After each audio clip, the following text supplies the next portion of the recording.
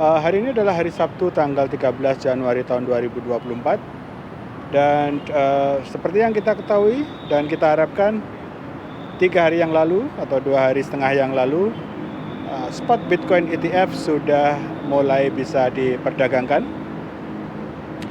dan apa yang kita inginkan itu tidak kejadian. Jadi ramai sekali waktu itu sebelum spot ETF disetujui, itu banyak orang memberikan satu komentar atau meramalkan bahwa setelah spot Bitcoin ETF ini disetujui, maka kenaikan harga Bitcoin akan luar biasa. Ternyata enggak, tidak ada itu semua. Bahkan hari ini itu harga Bitcoin turun drastis sekitar 6% jatuhnya, atau malah 7%. Kemarin saya juga sudah menganalisa kenapa harga Bitcoin tidak naik. Dalam vlog kemarin, saya ada satu hal yang kurang yang saya ingin sampaikan, di mana GBTC atau Grayscale itu ternyata hari ini atau buka pasarnya Amerika kemarin itu menjual luar biasa banyaknya. Jadi dengan adanya tekanan jual dari Grayscale inilah market jadi merah gitu ya. Merahnya nggak kira-kira 6%. Tapi 6% itu kalau di kripto atau di Bitcoin itu kecil sebenarnya. Pertanyaannya adalah kenapa Grayscale itu harus menjual Bitcoinnya? Padahal ini kan spot ETF. Harusnya orang itu malah membeli. Ini bodoh sekali kalau mereka menjual. Itu kan pikiran kita ya. Tapi ternyata kelihatannya itu gara-gara adanya peraturan bahwa di spot Bitcoin ETF ini harus pakai cash creation atau cash lah pokoknya. Tidak boleh menukarnya dengan barang lain termasuk Bitcoin yang mereka sudah miliki. Jadi Grayscale ini dia memiliki future Bitcoin ETF. Dia memiliki banyak sekali Bitcoin dan mereka belinya sudah sejak zaman dulu ya, udah dulu nih belinya.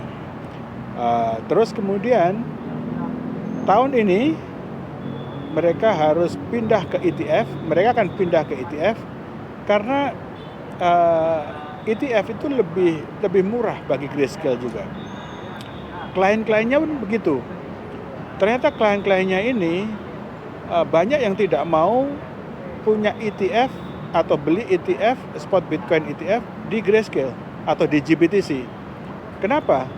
Karena Grayscale ini untuk spot Bitcoin ETF-nya itu memasang tarif 1,5%. 1,5% per tahun. Jadi kalau misalkan Anda beli ETF di Grayscale, itu uang Anda atau Bitcoin Anda itu pasti berkurang 1,5% per tahun. Jadi semakin lama semakin turun. Tetapi kalau misalnya harga Bitcoin naik, ya tidak gitu ya. Artinya kalau harga Bitcoin naik 1,5% itu nothing lah per tahun. Itu yang. Tetapi masalahnya adalah kompetitornya Grayscale, misalnya BlackRock, itu hanya mengambil 0,2%. Bayangkan 1,5% dengan 0,2%. Itu jauh banget bedanya.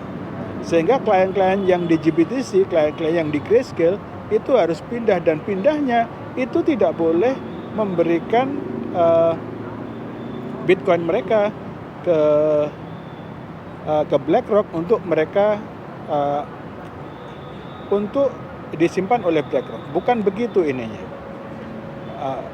Mereka harus menjual dulu Bitcoinnya, dan kemudian cash yang didapatkan itu baru bisa dipakai untuk membeli ETF di tempat lain. Jadi itulah kenapa sekarang itu banyak sekali orang-orang di GBTC, orang-orang yang menjadi kliennya Grayscale itu menjual Bitcoinnya mereka, sehingga tekanan jualnya itu kenceng banget. Dan hari ini atau kemarin kita bisa lihat bahwa harga Bitcoin itu turun drastis sekali, sekitar 7%.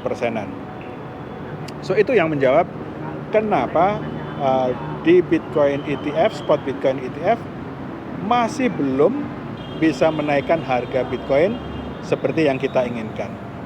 Saya sudah berkali-kali bilang, spot Bitcoin ETF ini jangan dilihat dari jangka pendek.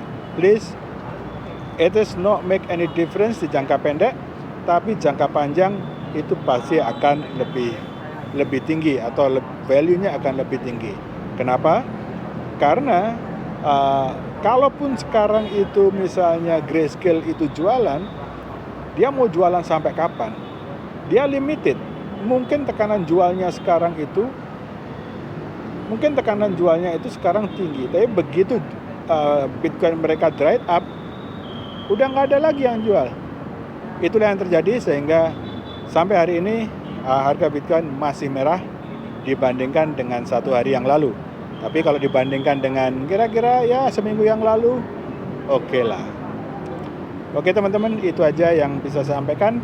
Kalau ada pertanyaan, silakan komentar di bawah.